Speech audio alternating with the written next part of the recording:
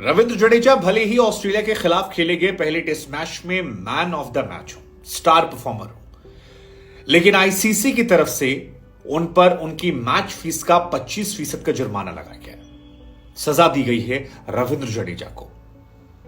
अगर आप वजह जानना चाहते हैं तो याद कीजिए वो इंसिडेंट जहां पर सिराज के हाथ से कुछ मांगकर उन्होंने अपने हाथ पर लगाया और फिर हाथ को रगड़ते मसलते और काफी परेशान होते नजर आए। बॉल हाथ में थी, फिर उसी हाथ में जिसमें बॉल थी काफी वो रब कर रहे थे। याद आया आपको?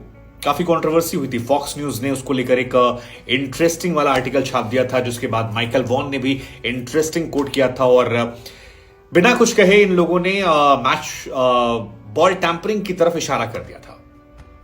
बहुत सारे ऐसे लोग जिन्हें क्रिकेट का एबीसीडी भी नहीं पता, वो भी इंडिया वालों को और रविंद्र जडेजा को बॉल टैंपरिंग के आरोप में दोषी करार देने की कोशिश कर रहे थे।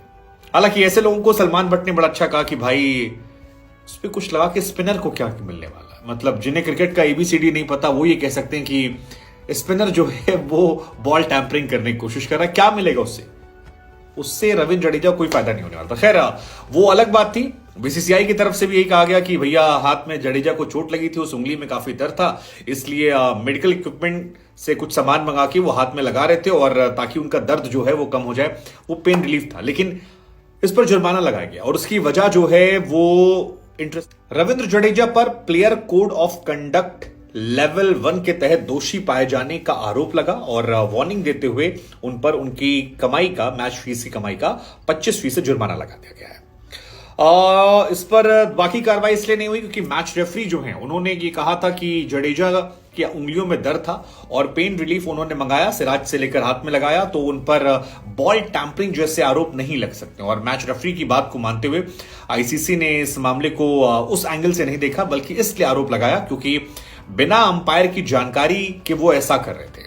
हालांकि कई और भी खिलाड़ी जैसे माइकल क्लार्क हैं और कई लोग हैं वो भी कह रहे थे कि जडेजा को कॉन्फिडेंस में अंपायर को लेना चाहिए था और बेहतर होता कि अगर जडेजा अंपायर के पास जाते, ये बताते कि उनकी उंगली में चोट है, दर्द है और बॉल अंपायर को दे देते, उसके बाद मंगाकर आराम से लगाते, 10-5 मिनट मसल लेते तो कोई फर्क नहीं पड़ता। लेकिन जब आप बाहर से मंगाते हैं कोई भी मेडिकल इक्विपमेंट और उसे हाथ में लगा रहे हैं और अंपायर को इस बारे में जानकारी नहीं है, तो ये कई तरह के सवालों को खड़ा कर सकता है। तो जडेजा के लिए ये एक सबक है, एक्सपीरियंस है।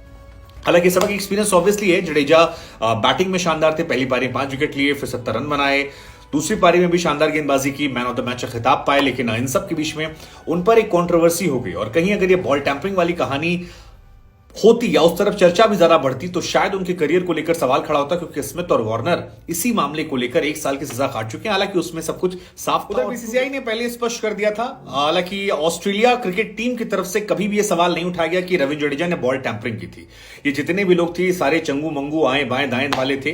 बहुत सारे लोग पाकिस्तान से सवाल उठा रहे थे, बहुत सारे लोग ऑस्ट्रेलिया मीडिया के सवाल उठा रहे थे और इन सब लोगों ने मिलकर एक हाइप बनाया था। ऑस्ट्रेलिया क्रिकेट टीम की तरफ से कभी भी यह नहीं कहा गया कि बीसीसीआई या फिर रविंद्र जडेजा या भारतीय टीम जो है कप्तान इसको लेकर जवाब दे। लेकिन क्योंकि मामला इंटरनेशनल था, सुर्खियां बटोर रहा था, लिहाजा बीसीसीआई की तरफ से स्पष्ट किया गया कि सिराज ने जो हाथ में लगवाया था वो सिर्फ और सिर्फ एक मेडिकल इक्विपमेंट था और कुछ भी नहीं था। और वही बातें वीडियो में जगजाहिर भी थी क्योंकि जडेजा वाकई में चोट में नजर आ रहे थे और बार बार अपनी उंगली को रगड़ रहे थे, दबा रहे थे और उसको वो पेन से हटने की कोशिश कर रहे थे। और ऑस्ट्रेलिया के कई खिलाड़ी हैं जिन्होंने कहा भी कि हम समझ सकते हैं क्योंकि वो लगातार गेंदबाजी कर रहे थे और कई बार जब आप लगातार गेंदबाजी करते हैं तो ऐसा हो जाता है कि आपकी उंगली सुन्न पड़ जाए या बहुत ज्यादा दर्द हो और उससे आप रिकवर होना चाहते हैं। बाकी सलमान बट ने तो क्लियर कर दिया कि भाई कुछ अगर वो लगाते तो उससे उनका कोई फायदा नहीं था और अपना करियर वो क्यों दांव पे लगाएंगे किसी फास्ट बॉलर को फायदा पहुंचाने के लिए। तो ये जो आरोप हैं ये सरासर बेबुनियाद और बेवकूफी वाले हैं और ये आरोप वो लगा सकते हैं जिन्हें क्रिकेट का अब्बा डब्बा चब्बा नहीं पता है, ये सलमान बट का कहना है और इस बारे में बहुत से लोग और भी कह रहे हैं। खैर 25% मैच जुर्माना लगा, जडेजा के लिए सबक है, लेकिन जडेजा के लिए सबक एक और है कि नो बॉल मत फेंको यार, बहुत सारी नो बॉल फेंकी है, ध्यान रखो। बाकी शानदार